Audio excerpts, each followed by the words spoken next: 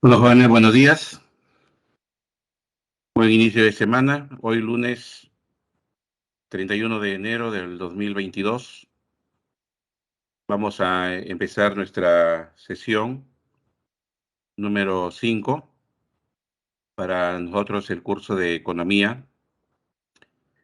Y como siempre, lo hacemos desde esta plataforma administrada por el Centro Preuniversitario de nuestra Universidad Nacional Mayor de San Marcos. En lo que respecta, jóvenes, a nosotros en el curso de economía, el día de hoy vamos a hablar sobre una categoría económica fundamental para el tipo de economías en la cual vivimos. Ese entorno siempre nos va a estar manifestando eventos que tienen que ver con los precios.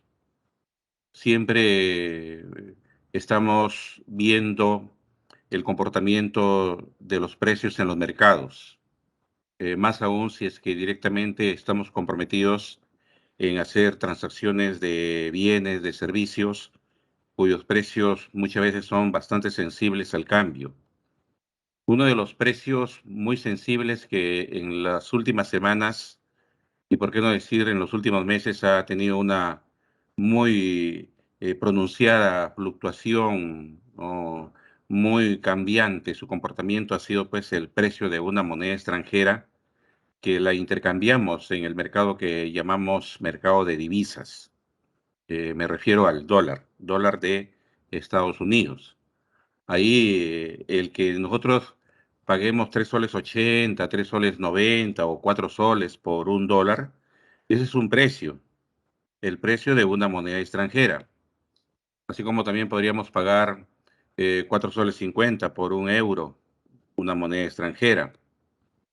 Igualmente puede ser a la inversa, ¿no? Cuánto una persona que esté interesada en comprar soles no puede averiguar cuánto debe de pagar en su moneda para comprar un sol, ¿no? En el caso, por ejemplo, del dólar, si quisiéramos expresarlo en sentido inverso, entonces tendríamos que decir que, por ejemplo, alguien que esté interesado en comprar soles y tiene dólares, tendría que pagar aproximadamente 24, 25 centavos de dólar por cada sol que quiera adquirir. Entonces ese es un precio, ¿no? Que se manifiesta en un mercado que es el mercado de monedas, llamado mercado de divisas. Pero lo que tal vez más llama la atención es la variación de los precios de los productos que diariamente consumimos. Como se ha dicho en otro momento, en nuestro caso en el Perú tenemos al Instituto Nacional de Estadística e Informática que directamente ve el comportamiento de los precios de lo que ellos han denominado la canasta básica de consumo. La canasta básica de consumo es un conjunto de bienes y de servicios de lo que más, pues, como su nombre mismo lo dice, de lo que más consumimos. Para saber qué es lo que más consumimos, pues INEI ha hecho todo un trabajo previo en más de 250 mercados en nuestro país, averiguar qué es lo que en promedio consumimos nosotros los peruanos y peruanas. Y con esos bienes y servicios que más consumimos se ha armado esto que se llama canasta básica de consumo. Y es lo que más interesa, ¿no? Ver el comportamiento de estos bienes y servicios que finalmente quedaron conformando esta canasta, porque de ahí va a salir lo que luego llamaremos el índice de precios al consumidor. Y ese índice de precios al consumidor mide el comportamiento de los bienes y los servicios que más consumimos y es lo que finalmente vamos a conocer como la denominada tasa de inflación, porque cuando se ve, se averigua, se tiene al tanto de cómo se comportan los precios en los mercados, lo que estamos haciendo es medir, ¿no?, la variación de esos precios en el tiempo y eso es averiguar cómo va el tema de la inflación. Recordemos que la inflación es pues el incremento de los precios en los mercados, ¿ya? En los últimos meses estos precios de los bienes y los servicios se han venido incrementando y es lo que hemos denominado pues proceso inflacionario para no solamente el Perú, sino es una tendencia a nivel de la economía mundial, ¿no? Estados Unidos es uno de los países que más viene siendo afectado por el incremento de los precios por la inflación. Igualmente, recordemos que aquí en Perú, en el 2021 hemos terminado con una inflación de 6,43%, lo que también indica que los precios se han incrementado, ¿no? Quizás no tanto como para que generemos alarmismo o pensemos que retornamos a los años 80, donde tuvimos un serio problema de incremento de precios. No, no es tampoco para generar esa situación de que ya todo nos va a ir mal. Definitivamente que hablar de una inflación de 6% es una inflación muy moderada, aún bastante manejable y pues el Banco Central de Reserva ya lo viene haciendo. Ya el mismo Banco Central de Reserva señala que este 2022 probablemente retornemos a una tasa de inflación que no debe de superar el 3%, no debe de pasar lo que ellos llaman su inflación meta, ¿no? Que debe ser hasta un 3% durante todo el año. Entonces, el tema de precios va a poderse manejar este año, no se va a incrementar de manera exagerada, ¿no? Y más bien la tendencia es a que retroceda algunos puntos. Si el año pasado tuvimos 6% de inflación y algo más, este año se espera tener una inflación de más o menos 3%. Y bueno, no es algo que tampoco nos agrade, pero parece que la misma situación, la coyuntura actual, puede contribuir a una baja inflación en este 2022, porque el tema de la pandemia y este 2022, la fuerte ola de contagios en Europa y Estados Unidos, y sobre todo en Estados Unidos, y el crudo invierno que están teniendo, ¿sí? Hay un invierno, ¿no?, que no experimentaban hace años los norteamericanos.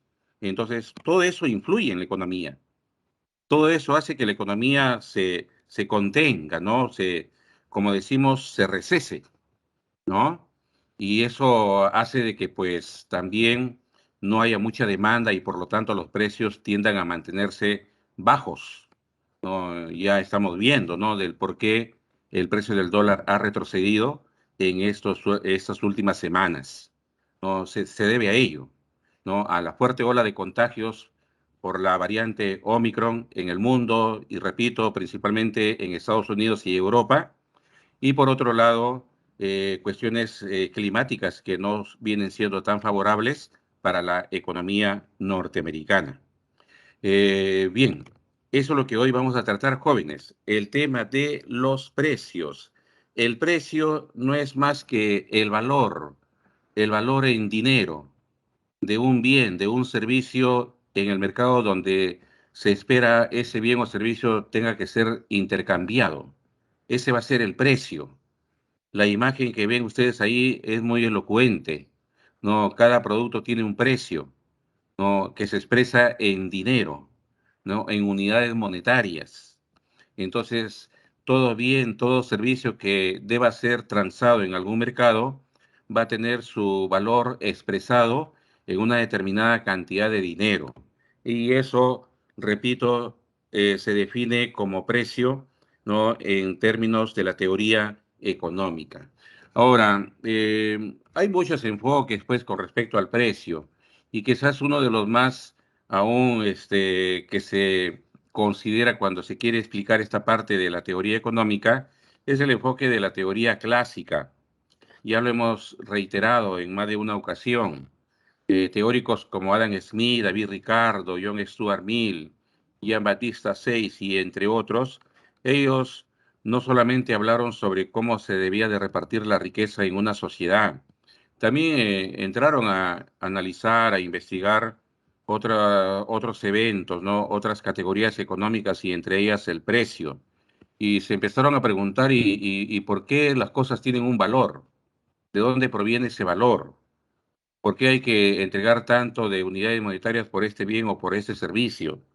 Y ahí, dentro de lo que ellos pudieron investigar y concluir, señalaron pues que el precio de un bien o de un servicio estaba en función a cuánto costaba pues producirlo, cuánto es lo que el productor debe de desembolsar en dinero para poder obtener ese bien, ese servicio. Y como ya hemos señalado en otro momento, lo que se desembolsa en dinero para producir un bien son los costos de producción, lo que requiere el empresario para producir ese bien, cuánto debe de utilizar en dinero para comprar los insumos, las materias primas, para pagar la planilla, ¿no? El factor trabajo. Y todo eso debe de servir para poder establecer cuánto es lo que finalmente el productor va a pedir por su producto, por el bien o el servicio que ha generado en el mercado. Entonces, el el enfoque clásico sostiene que el precio está en función a los costos de producción. Ese va a ser el enfoque clásico, en función a los costos de producción. Entonces, averiguar cuánto es el costo fijo.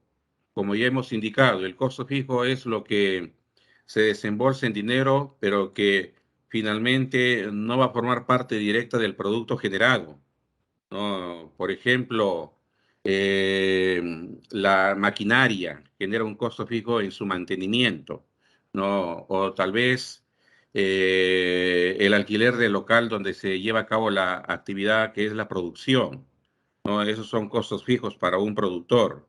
Los costos variables es lo que ya el empresario debe de desembolsar para poder comprar los insumos, las materias primas, la mano de obra, y es lo que va a ir directamente incorporado en el producto que se va a generar.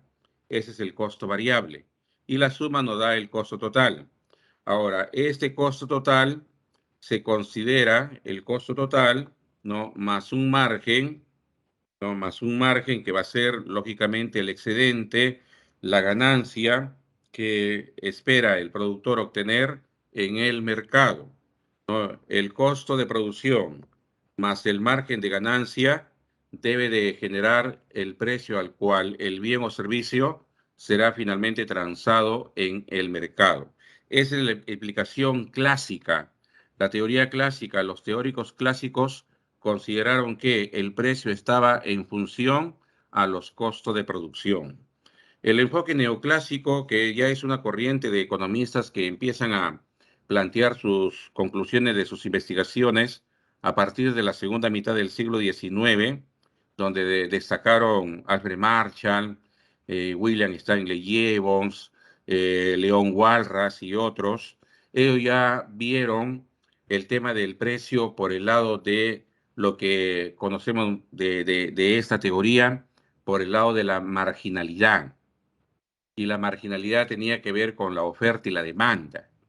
Esa marginalidad a la cual se refirieron los neoclásicos y que estaba relacionado al concepto de escasez, ¿no? Por eso es que ellos decían el producto, ¿no? Cuanto más escaso sea en el mercado, no mayor valor va a tener.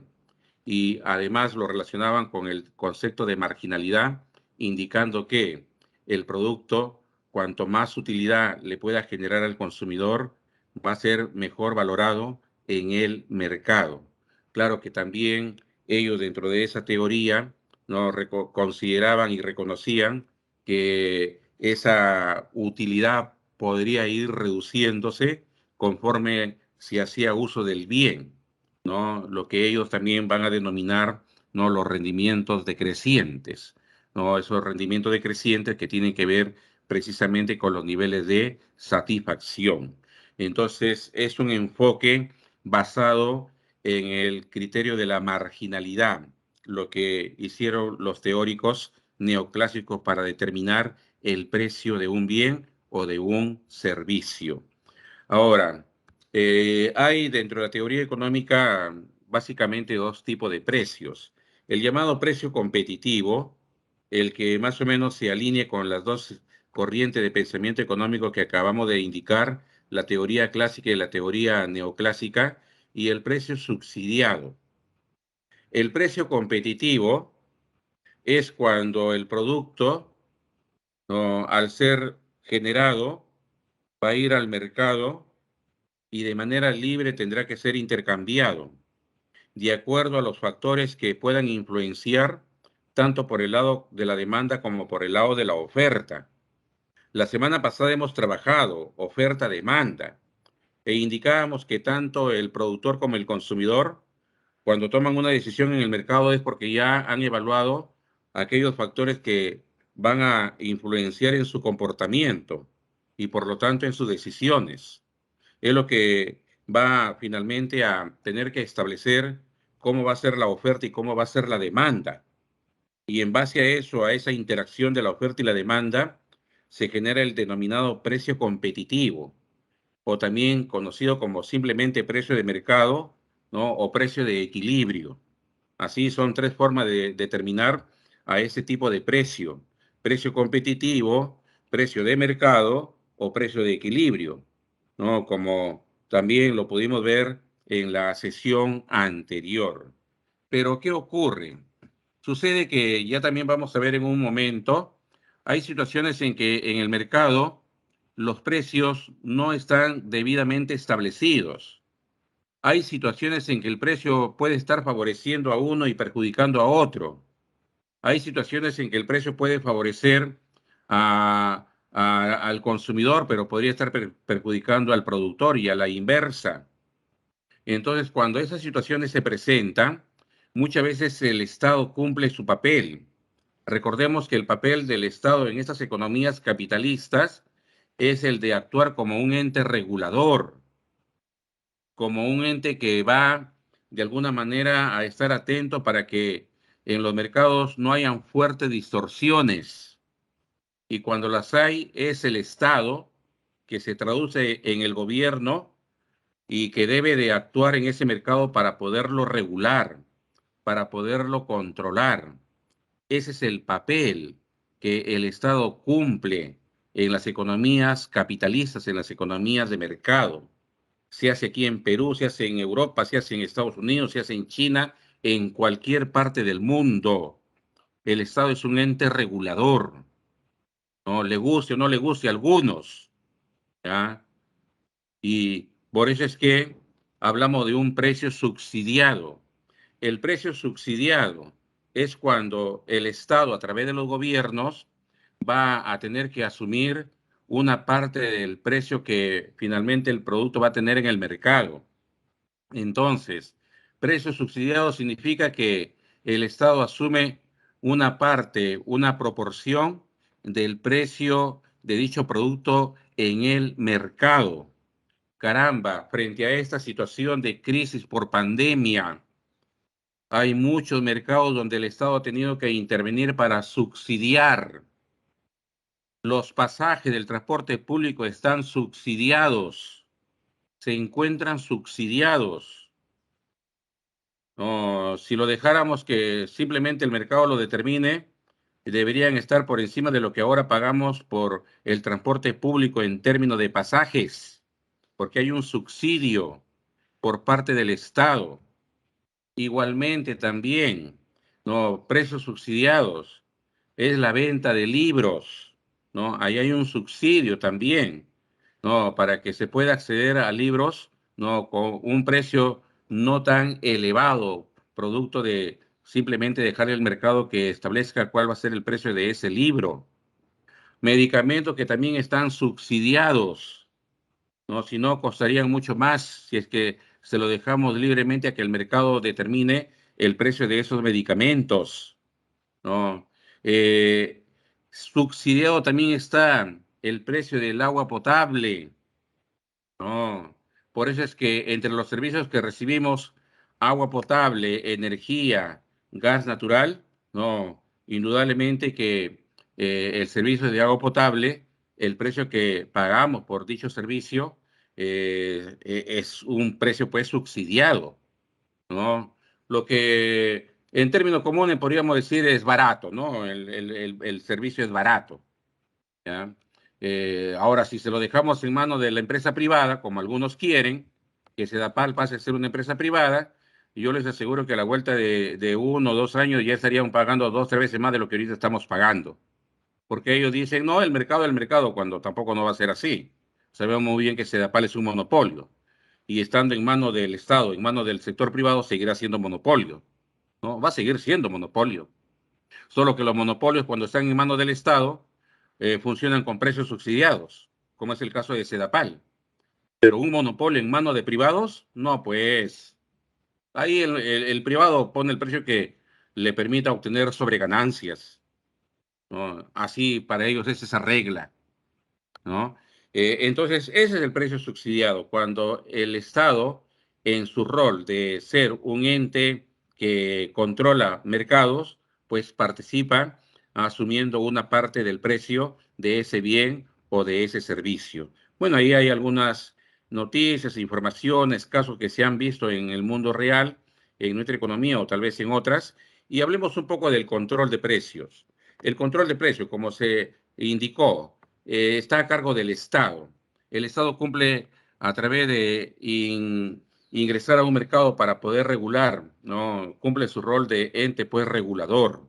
Esa es su tarea, ¿no? Así como la empresa, su tarea es organizar la producción, así como el trabajo, su tarea es agregar valor en la producción, etcétera. El Estado como factor productivo también tiene su tarea, que es el de ser un ente regulador. Entonces, ¿qué va a ocurrir? Cuando hay un precio máximo y cuando hay un precio mínimo por la actividad reguladora del Estado a través de los gobiernos.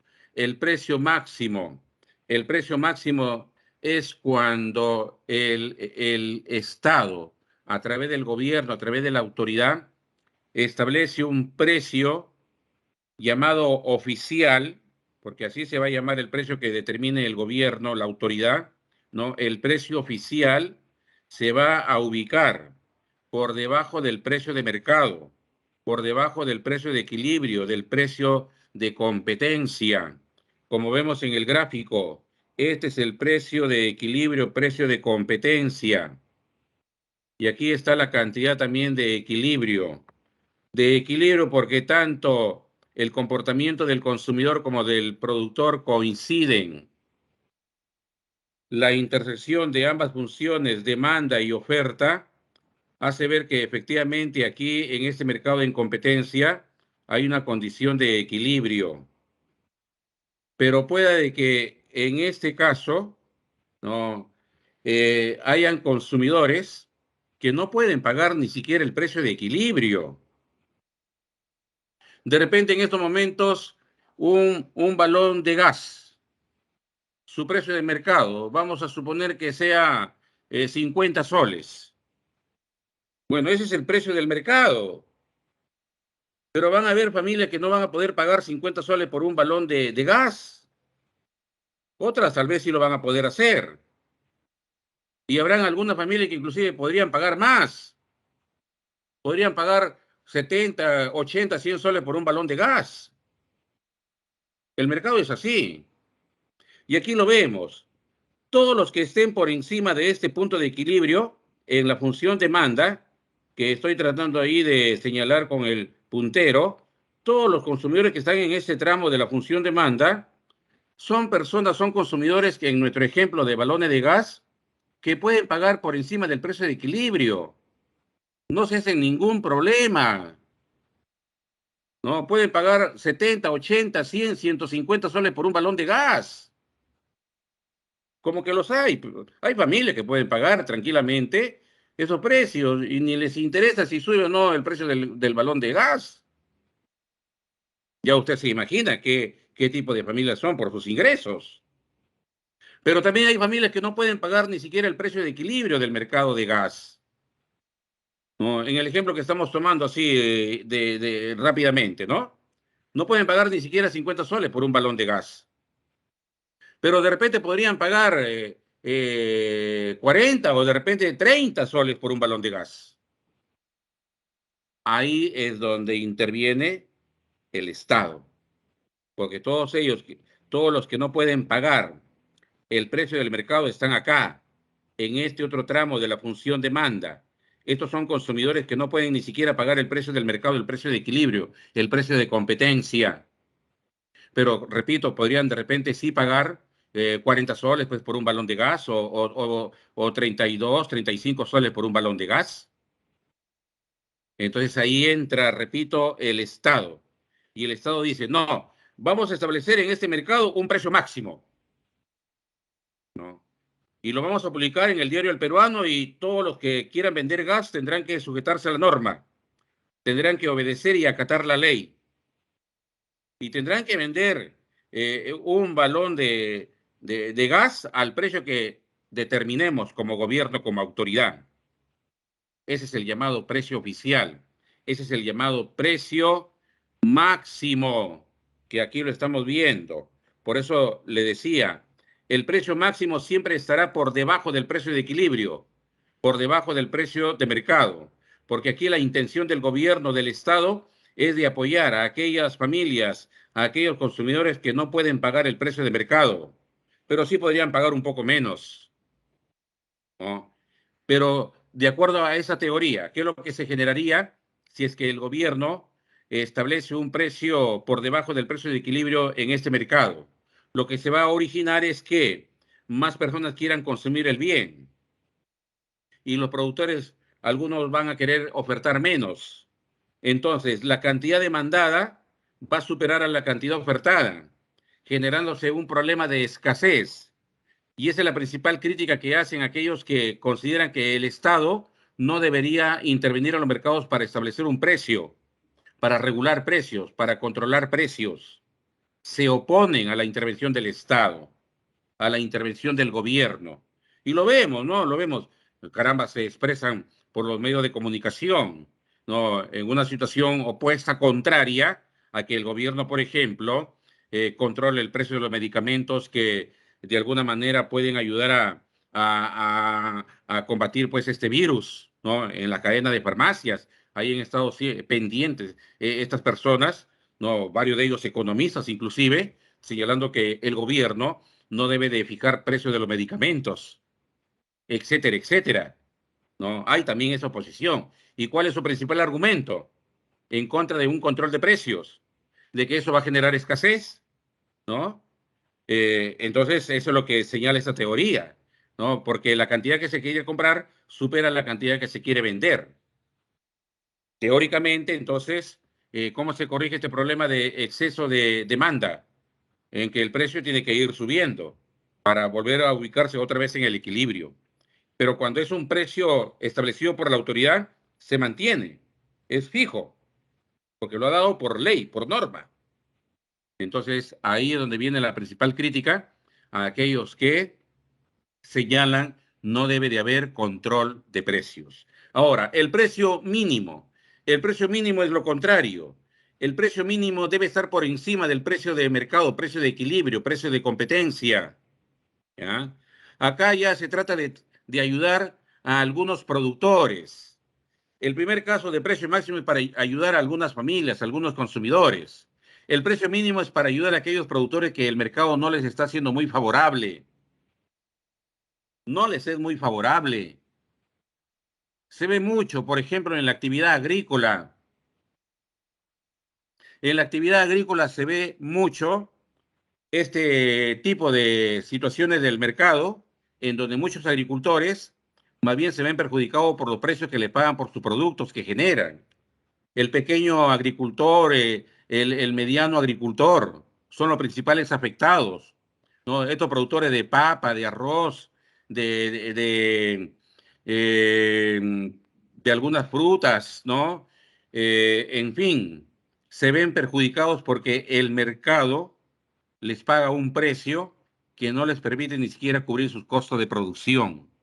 Ahí debe de intervenir el gobierno y establecer un precio mínimo y decirle, ¿no? A los que estén interesados por esos productos agrícolas, a aquellos que quieran comprar esa papa, ese arroz, etcétera, a los agricultores se les va a pagar este precio como mínimo. Y repito, el precio mínimo, si lo establece la autoridad, siempre va a estar por encima del precio de mercado, porque si no, no tendría sentido. Si va a ser igual que el precio de mercado, mejor pues se queda como está la situación. O si va a ser un precio por debajo del precio de equilibrio, mejor que no haga nada el gobierno, la autoridad. Si realmente quieren ayudar a los pequeños agricultores, pequeños ganaderos, el precio mínimo siempre va a estar por encima del precio de mercado.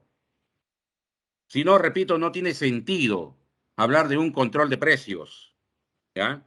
Entonces, pero ¿cuál es la crítica? Que cuando el gobierno establece un precio mínimo, se genera un exceso de oferta. Muchos que quieren vender y pocos que quieren comprar. No, el producto terminaría sobrando en el mercado. Esa es la principal crítica que se da cuando se establece un precio mínimo a través de un control de precios por parte de la autoridad. Hay también este otro concepto que es la discriminación de precios y está este concepto más vinculado a lo que pueden hacer las empresas privadas. Pero desde ya les señalo que discriminación de precios no lo va a hacer pues una empresa que suponemos está en competencia. No, la discriminación de precios solamente puede ser ejercida por empresas dominantes. Si la empresa no es dominante, no puede hacer discriminación de precios. Si la empresa no actúa como un monopolio o como empresa que participa en un mercado de competencia imperfecta, no puede discriminar. Solamente discriminan a aquellas empresas que concentran su mercado, que tienen poder sobre su mercado, que dominan su mercado. Y esos son los monopolios. Los monopolios discriminan y pueden hacer una discriminación de primer grado cuando el monopolista sabe exactamente el excedente de cada uno de los consumidores de su producto. ¿Y para qué? Para obtener, para poderle sustraer el mayor sobrante, el mayor excedente que esa persona tiene como consumidora. Esa va a ser la discriminación de primer grado. Cuando el productor dominante en ese mercado le puede extraer el máximo del excedente que cada uno de los consumidores tiene. Eso es muy difícil. En la realidad no se puede hacer. Es solamente un caso teórico. La discriminación de precios de primer grado. Porque aquí hay que manejar muchísima información. Y ni siquiera la empresa monopólica puede acceder a toda esa información. Es como creer que Sedapal, que es un monopolio, tiene información de más de los o cerca de los 3,5 millones de familias que hay pues en Lima y Callao.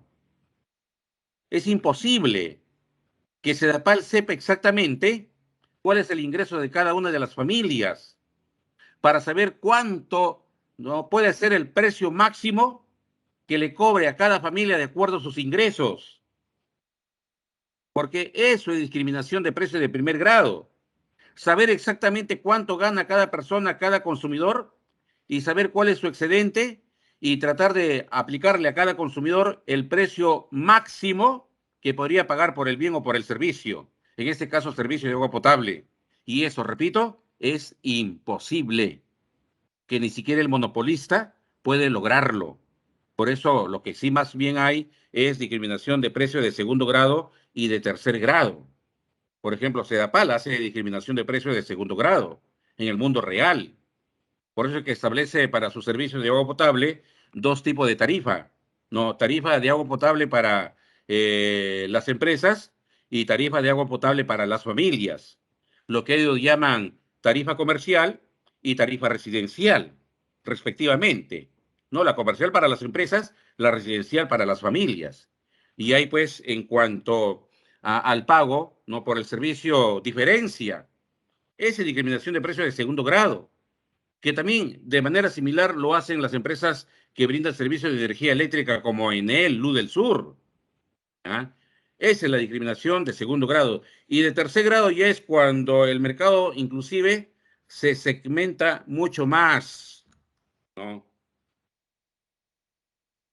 Mañana juega la selección. Ese es un buen ejemplo de discriminación de precios de tercer grado que tiene la Federación Peruana, que es la única que vende entradas para ir al estadio. ¿Quién más vende entradas? ¿No? Usted podrá decir los revendedores, pero esa es una distorsión del mercado. El único ofertante de entradas para mañana ver el partido de la selección ahí en el Estadio Nacional es la Federación. Es la Federación. Entonces, por ser el único ofertante de entradas para ver el partido de fútbol, la Federación discrimina precios y lo hace en este nivel de tercer grado, ¿no? Porque segmentan el mercado, que en este caso se llama Estadio Nacional. Y pues por eso que las entradas no son de un solo precio. Tienen un precio si vamos a las tribunas populares. Tienen otro precio si se va a Oriente y otro precio si se va a Occidente. Esa es discriminación de precio de tercer grado, ¿no? Que se hace en muchos mercados. Y mañana es un buen ejemplo, ¿no? De ese tipo de discriminación donde hay un ofertante que es dominante, ¿no? Es el único que puede controlar ahí el mercado. Y para el ejemplo que estamos poniendo se llama Federación Peruana de Fútbol, ¿ya? Entonces, la distribución. La distribución es pues repartir la riqueza. En concreto, distribución es repartir la riqueza. En toda sociedad, ya hemos dicho, se genera riqueza. En algunas economías más y en otras menos. Inclusive, en otro momento hemos indicado que los países en el mundo estamos clasificados de acuerdo al nivel de riqueza que generamos cada uno de los países, de las economías. Y de acuerdo a eso, los países en el mundo, los más de 200 países que hay, se dividen en países de renta alta, renta media y renta baja. Los países de renta alta porque distribuyen mucha riqueza. Los países de renta media como el Perú distribuimos una riqueza que, bueno, no es ni muy alta ni tampoco baja. Y los países de renta baja, que son los países pobres, que no generan mucha riqueza. Entonces, en función a los niveles de riqueza, los países han sido clasificados. Y Perú, repito, se encuentra en el grupo de países de renta media. Y por eso que cuando hablamos de distribución de riqueza, hay que tomar en cuenta, pues, cuánto es lo que un país produce de riqueza. Porque esa riqueza se va a distribuir. ¿Por qué en Estados Unidos el ingreso en un año, ingreso promedio de los norteamericanos y norteamericanas, no, supera los $50,000? Porque la riqueza que generan es de prácticamente 20 billones de dólares, pues. Es enorme la riqueza que generan. Es la primera economía del mundo. Y esa riqueza se distribuye entre todos los habitantes de ese país. Aquí en Perú generamos menos riqueza, un poco más de 200,000 millones de dólares. Y también se reparte la riqueza. Pero en un año, ¿cuánto nos toca? Un poco menos de $6,000 a cada uno de nosotros. Lo que llamamos pues la denominada renta per cápita. Pero ¿cómo comparamos, ¿no?, el reparto de la riqueza en un país con respecto a otro?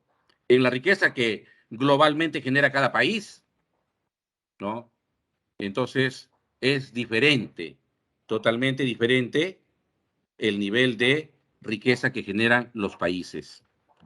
Y hay países que en realidad generan mucha menos riqueza, ¿no?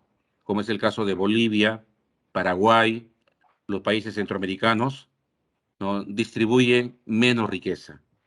Entonces, ¿qué dice la teoría económica? ¿No? La teoría económica sostiene que esa riqueza hay que distribuirla entre quienes han participado en generarla. ¿Y quiénes son los que intervienen en la generación de la riqueza? Los que aportan con sus factores productivos. Y ya nosotros hemos visto los factores productivos, ¿no? Aquí tenemos al propietario del factor naturaleza o factor tierra, que por participar en la producción le corresponde una parte de esa riqueza. El dueño del factor trabajo, los trabajadores, el dueño del factor capital, el dueño del factor empresa y también el gobierno, que es quien gestiona el Estado. ¿Cómo se llama lo que se le asigna por haber intervenido en la generación de riqueza? En el caso del dueño de la tierra se le va a llamar renta, ¿no? El propietario de la tierra recibe una renta o alquiler. El dueño del factor trabajo, ya sabemos, recibe un salario. El dueño del factor capital recibe un interés. Claro, si es que hablamos del capital financiero, capital que se expresa en dinero, que va a ser destinado a la producción. El que organiza la producción, que es el empresario, también él se queda con una parte de la riqueza, que es la ganancia, o llamado también beneficio. Y por supuesto también tenemos en el reparto de la riqueza a los gobiernos. Los gobiernos también se llevan una parte de esa riqueza que se genera. En estos momentos el gobierno se está llevando cerca del 14%. cerca del 14% de la riqueza que se genera. Y es muy poco en comparación con lo que tenemos en Europa.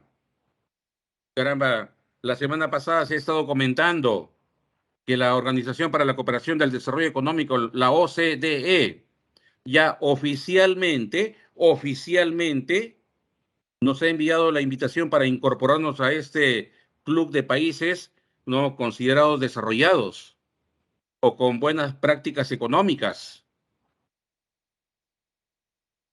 Pero uno de los requisitos para ingresar a la OCDE es que mejoremos nuestra recaudación tributaria, es que el Estado reciba una mayor parte de la riqueza que genera el país y no se quede pues en ese magro 14%, porque el promedio de la OCDE es del 32% aproximadamente. Estamos muy lejos, demasiado lejos de alcanzar el promedio de recaudación tributaria que tienen los países de la OCDE. Así que no piensen pues que es así tan de sencillo ingresar a este organismo. Y si quienes nos gobiernen, ¿no?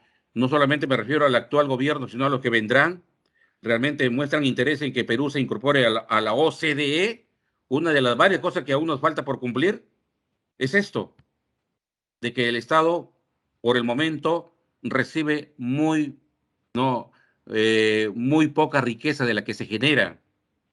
En la distribución de la riqueza es muy baja la asignación de esa riqueza, 14%. ¿Y por qué? Porque también tenemos que superar serios problemas de evasión de impuestos, porque evaden impuestos las empresas y las familias. No solamente las empresas evaden impuestos, también las familias. Muchas son las familias que no declaran sus ingresos. Y así los países europeos no nos van a aceptar, no nos van a aceptar. Hay muchas cosas que se tienen todavía que cambiar. Desde la misma cultura tributaria que no tenemos, cuando en Europa sí tienen una muy buena cultura de pagar impuestos. Allá hacen cola para pagar impuestos. Acá hacen cola en la SUNAT para no pagar impuestos, para que los exoneren. Y no, pues, así no vamos a ingresar a la OCDE. El ingreso es lo que percibe una persona por su trabajo, indudablemente, ¿no? O por haber cedido un factor productivo que es su propiedad a la generación de riqueza.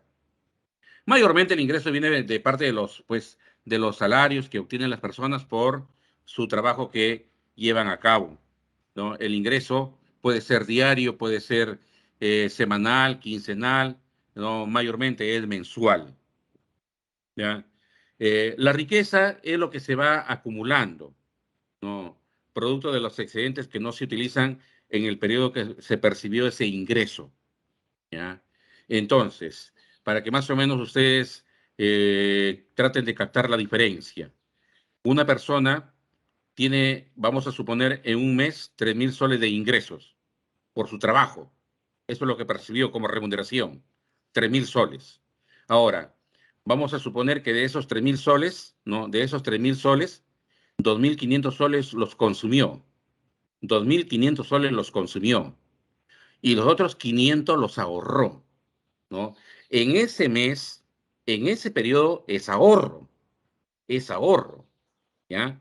Pero si para el siguiente mes esos 500 no fueron utilizados, se guardaron, se mantuvieron, para el siguiente mes ya no va a ser ahorro, ya va a ser parte de la riqueza de la persona.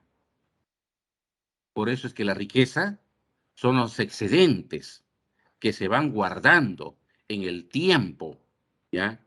Y el ahorro es lo que no se consumió en el periodo que se percibió ese recurso, ese dinero, como parte del ingreso de ese periodo, que repito, generalmente es un mes, ¿ya?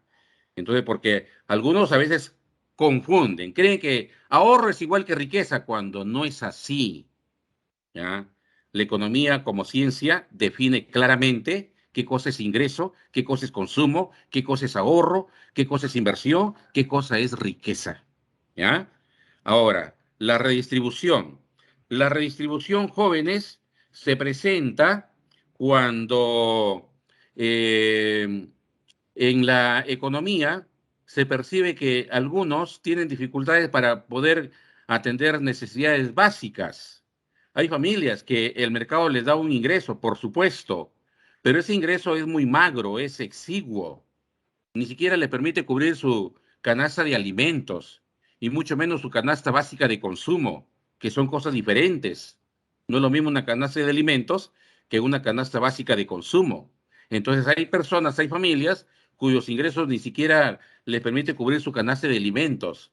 Y por eso vamos a hablar pues de pobreza extrema, ¿no? Entonces, cuando hay esa situación, ayer, por ejemplo, veía un reporte para El Mundo y en particular el reporte señala que debido a la pandemia, países de América Latina, como es el caso, por ejemplo, de Colombia, inclusive Argentina, y ni qué decir de los países centroamericanos, van a tener dificultades y se van a acercar a los problemas de hambruna que tienen los países africanos ya por décadas, por décadas. En África la gente sí se muere de hambre. En América Latina esa tendencia se va a dar siempre y cuando los gobiernos no reaccionen frente a los serios problemas que está dejando esta pandemia. Y pueden haber problemas también de absoluta insatisfacción de necesidades básicas en parte de la población en Colombia, en Centroamérica, en Argentina, ¿no? Entonces, ¿qué hace el Estado? ¿Qué hacen los gobiernos? Deben de redistribuir la riqueza, porque quien hace la distribución es el mercado. En las economías capitalistas, quien hace la distribución de la riqueza es el mercado, asignando remuneraciones, asignando salarios a las personas. Pero cuando estas remuneraciones, estos ingresos, estos salarios, no le permiten a muchas familias cubrir necesidades básicas, alimentación, vivienda y vestido, el Estado, a través de la recaudación de una parte de la riqueza, por eso yo le decía, es importante que el Estado, el gobierno, mejore su recaudación y no se quede en ese magro 14% que ahora tenemos. Por lo menos tenemos que llegar a los niveles de América Latina, que es 20-22%. Y estamos todavía bastante lejos de llegar al promedio de recaudación de los países de América Latina y mucho más lejos de los países europeos. ¿Y por qué? Porque es importante mejorar esa recaudación para poder establecer adecuadas políticas de redistribución de riqueza. Porque cuanto más recursos tiene el Estado, mejor lo puede asignar a sectores de las personas de la población que realmente lo necesiten. Esa es la redistribución. Y lo hace principalmente a través de programas sociales, a través de transferencias, ¿no? O en situaciones de emergencia como la que vivimos, a través de bonos, que son también una forma de transferencias. Esta es la redistribución de riqueza. Ya lo hace el Estado a través de los gobiernos. Las leyes de Engel para determinar en función a los ingresos cómo se puede comportar el consumidor. Por ejemplo, cuando los ingresos son bajos, ¿no? El porcentaje que se destina al gasto en alimentos es mayor, es mayor. Claro, no es lo mismo consumir para una persona con un ingreso de 900 soles al mes que para otra persona con 3.500 soles al mes. Entonces, proporcionalmente lo que destine la primera persona va a ser mucho mayor en alimentos de lo que destine la segunda persona porque su ingreso va a ser también mucho más alto. A eso se refiere este primer principio conocido como ley de Engel. Ahora, cuando se incrementa el ingreso, proporcionalmente se reduce el porcentaje del gasto para alimentos. Es lo contrario de la primera regla, ¿no? El tercer caso, cuando se incrementa o disminuye el ingreso, hay gastos que no van a variar. Se mantiene el porcentaje, ¿no? Se mantiene el porcentaje. Como es, por ejemplo, en una familia, los recursos que se destinan para comprar vestido, para pagar alquiler, ¿no? Para el dueño del departamento, de la vivienda para una familia, no le va a reducir el alquiler cuando bajen los ingresos de la familia y no le va a incrementar cuando se incrementen los ingresos de la familia. No, el alquiler se mantiene. Por eso ha habido muchos problemas en plena pandemia de miles y miles de familias que ya no podían pagar el alquiler porque sus ingresos se redujeron notoriamente. También el consumo de luz es casi ya un promedio que todos los meses consumimos de energía eléctrica o de agua potable, ¿no? Combustible también. Si hay un vehículo en casa, ya quien lo conduzca sabe el promedio de combustible que consume cada semana, cada mes. y ese consumo se mantiene. ¿Ya?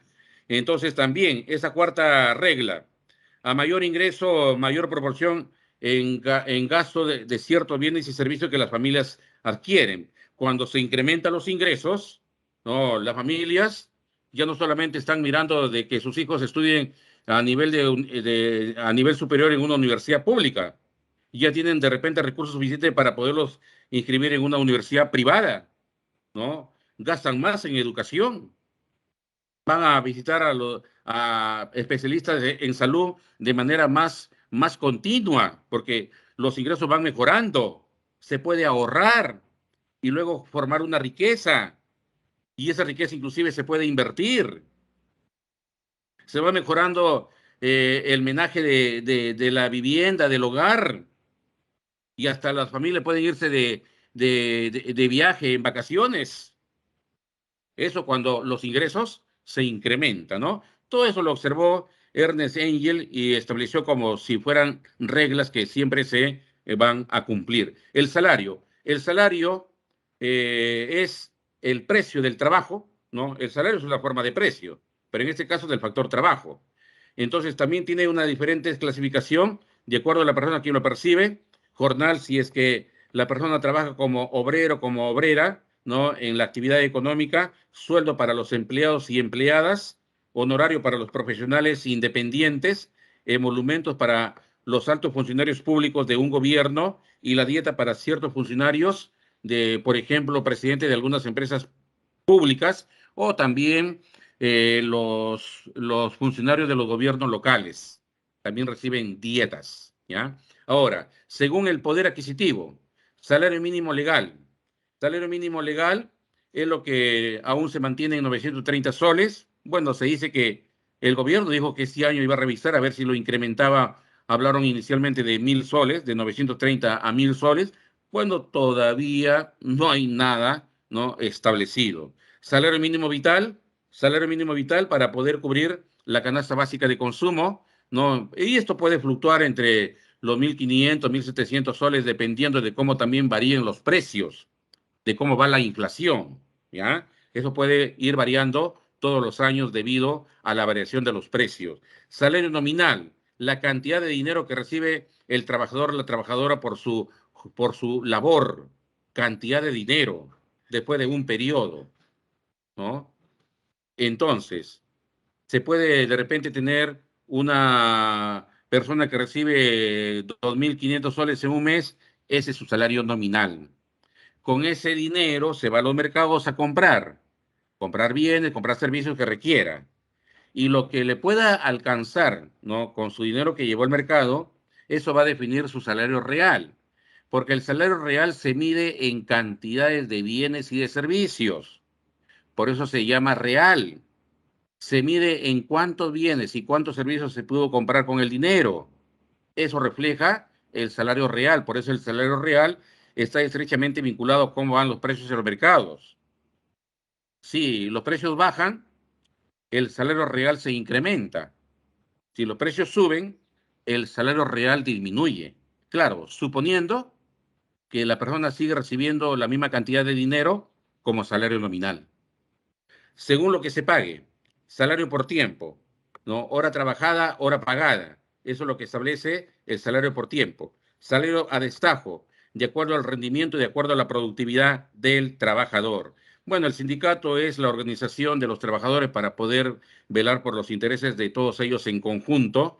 Cumple algunas funciones de promover y siempre están pendientes de mejorar sus condiciones laborales, sobre todo salariales. Defiende los derechos que tienen los trabajadores de acuerdo a una legislación laboral que cada país tiene en el mundo y fortalece pues la negociación y la organización de los propios trabajadores. Pero aún así pueden haber conflictos cuyas causas van a ser siempre bajas remuneraciones, no buen trato de parte de los productores, los empleadores. Pueden también surgir represalias por alguna situación que haya generado incomodidad en el empresario, ¿no? Despidos que no tienen ninguna justificación en la norma laboral o condiciones laborales adversas que no generan un buen clima laboral.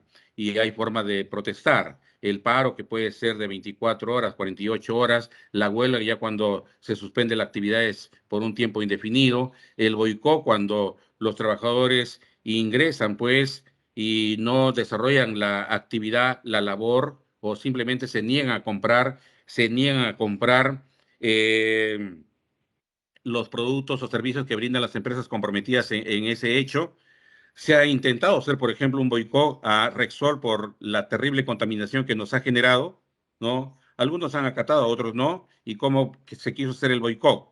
Que en todos los grifos de esa empresa ningún vehículo, pues, el conductor ingrese con su vehículo a abastecerse de combustible. Algunos han acatado y otros no, pero se intentó por redes sociales hacer ese boicot, no consumir el combustible que no vende esta empresa Rexol, empresa española, y que nos ha generado pues un terrible, terrible daño no irreparable, no de acá a varios años. Algunos hablan de 10, otros hablan hasta de 15 años que nos podamos recuperar de ese desastre no a nuestro sistema no ecológico. El sabotaje ya no se practica, pero solamente lo menciono como una situación que se dio en otro momento, siglo XX, siglo XIX, donde los trabajadores entraban a la fábrica y la incendiaban, no destrozaban todas las máquinas, etcétera. Y el lockout es una forma de protesta del propio empresario. Al empresario alguna vez le conviene cerrar su empresa y él propicia una situación para poder obtener lo que él quiere, cerrar su empresa. Eso se llama lockout, ¿no? Ahora vamos a ver la forma de solución, la conciliación cuando entre trabajadores y empleador hay un mediador que ayuda a resolver el conflicto, el arbitraje cuando también está la presencia de algún funcionario público en representación del Estado, del gobierno, ¿no? Y bueno, jóvenes, ahí lo dejo. Tenemos las claves, ¿no? De las preguntas del cuestionario y bueno, gracias, que tengan buen día, ¿no? Hasta luego.